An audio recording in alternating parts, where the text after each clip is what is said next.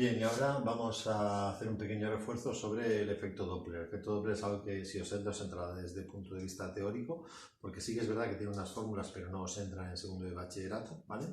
Por tanto, lo que os pedirán siempre, como mucho, serán descripciones de tipo teórico o bien resoluciones gráficas. Vamos a, recordar, el efecto Doppler provoca una variación de la frecuencia o la longitud de onda aparente de una onda por el movimiento de la fuente o por el movimiento del receptor, por el movimiento relativo de la fuente en relación al receptor, de hecho, ¿vale?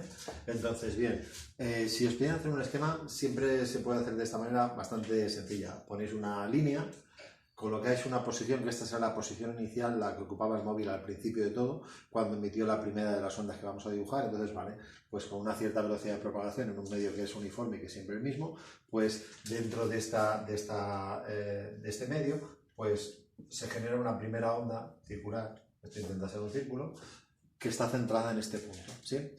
¿Qué es lo que pasa? Pues en este caso el ejemplo que estamos dibujando es que el emisor se está moviendo. El emisor emite esta primera onda cuando está aquí, pero luego como se va moviendo pues se desplaza y ocupa una siguiente posición desde donde emite la siguiente de los frentes de onda, por decirlo así, ¿vale? La onda la está metiendo todos los lados, ¿sí?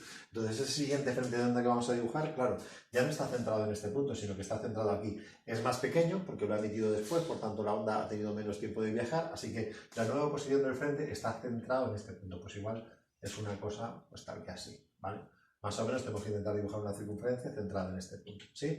Vuelve a pasar lo mismo. Ahora el móvil se sigue desplazando y a medida que se va desplazando, los frentes de onda que vamos dibujando son frentes de onda que son circunferencias, pero que están centradas, pues eso, en puntos que cada vez están más hacia adelante. Por tanto, cada circunferencia que hacemos es más pequeña que la anterior y además está centrada en un punto que va más hacia adelante. Como veis, la circunferencia me está saliendo un poco patata, pero en definitiva, más o menos, se tiene que ver esta situación, ¿sí?